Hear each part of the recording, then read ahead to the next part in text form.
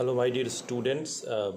Very good evening. Today I am here to just make a video on a very good chapter that is part of class 10 syllabus, and it is a great story written by Guy de Maupassant, who was a great French novelist and a story writer, and perhaps he counts among the best in French literature. And so Guy de Maupassant, whose full name was Henry René Albert Guy de Maupassant, and he was born on 5th of August 1850, and he died on 6th of July in 1893, Paris.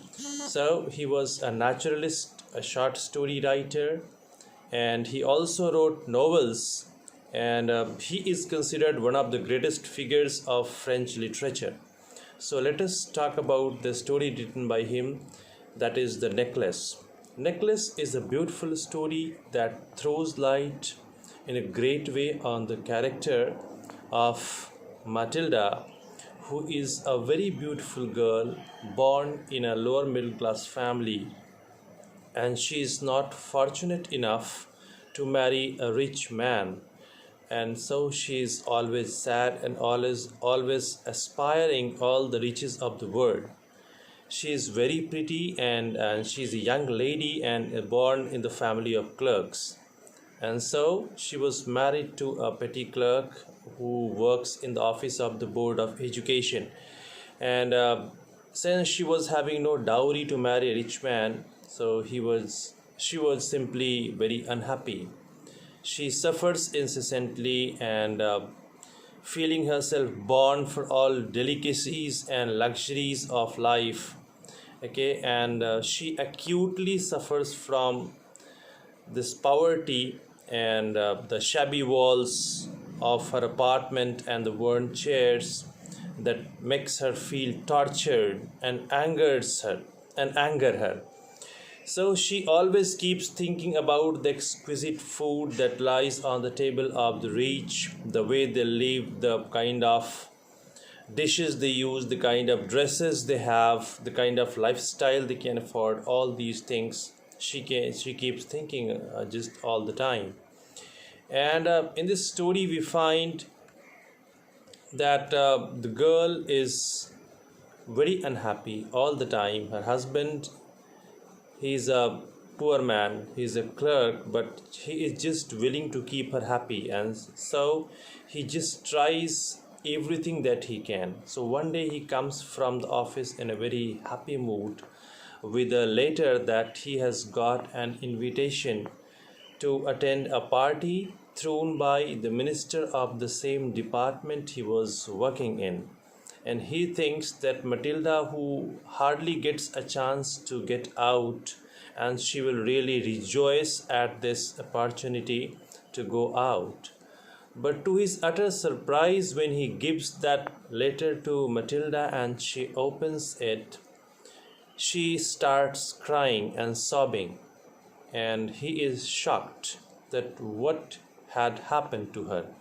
And so he follows her to the next room, where he asks her what the matter was, and sobbingly she says that she doesn't have anything to wear at that occasion, so therefore that invitation letter should be given to somebody else. Perturbed, the poor husband, he asks her how much she needs to afford a good dress for the occasion, and she tells that at least it should be 400 francs. And these are the 400 francs which he had saved to buy a shotgun for himself to go on hunting parties. But seeing his wife sad, he just takes out the money and gives it to her. She goes and orders for a beautiful gown. But when the gown is ready, a new problem arrives. Now she is again sorry for something. Upon being asked, she says that now she needs a piece of jewelry to wear with the dress, and she doesn't have any. Again the husband tries to think it out, to find out a solution, and ultimately he suggests that why she doesn't go to her friend Madame Frostier, who was very, very rich and whose life she tried to and she envied all the time. So, why doesn't she go to Madame Frostier and ask for a piece of jewelry? This idea she likes, and very happy she rushes to Madame Frostier and she puts her problem before her. Madame is very generous and she just lays out every packet and every box that she has of jewelry beforehand, and she very generously asks her to pick one from it. And she doesn't find anything to her like, and then she asks for something more. Then comes the necklace that when she sees, she just jumps out of happiness, because that is the piece that perfectly matches with her dress that she had got ready. And so she is hesitantly, she asks whether the madame will be ready to grant her that necklace, but to her utter surprise, her generous friend, she agrees to give her that piece of jewelry. And she also says that perhaps it was not insured, which by which she meant that it was not a very costly piece. It was not a very costly piece. And she comes home with that piece of jewelry, and she doesn't understand that it was not what you call a cheap one, or that was not very costly. So she is very happy, and the night comes, and the night of the ball comes. She just wears the beautiful dress, and with it the jewelry, and she applies all the makeup, and she is very happy to see herself, because she seems to be the most beautiful woman of the party. She enjoys the party through and through, and she dances with everybody because she is looking so attractive. Everybody wants to dance with her, and thus whole night she is very happy dancing. And when the morning is approaching around 2 o'clock, she is very tired, and she comes out of the ballroom when it is over. And every lady who is there is wrapped in rich fur or something, but she has got a very modest cloak to wrap her. So she just hurriedly comes out of the building, and they take a cab and come home. Just engrossed in that same feeling, overwhelmed by it, when she just goes and checks, suddenly she lets out a cry, and she finds that the necklace is gone. She calls her husband. Okay, both get very disturbed. They again go back to the place looking for it. They try to find the cab, but it is useless.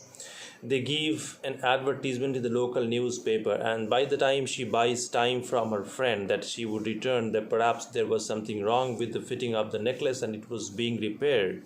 Thus she is able to buy time from her.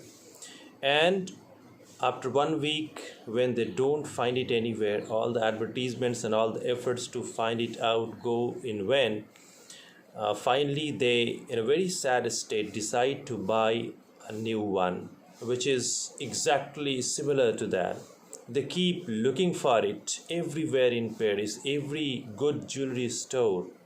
At one place she finds it, and the shopkeeper says that it is 36,000 francs. They don't have that money. Her husband has got 18,000 francs that was given to him by his father, but he's ready to use that amount for her happiness. So they pay 18,000 francs, buy the necklace, and make a bond for the rest of the amount. And they just promise to pay it with interest. And thus they start working very hard. So somehow they arrange money for it later. They just get it from different people on interest and very high interest rates. And this creates a big problem for them. And then the life of misery starts. They have to leave the apartment. Matilda has to do each and every work. They have to say goodbye to the maid, and she does everything herself.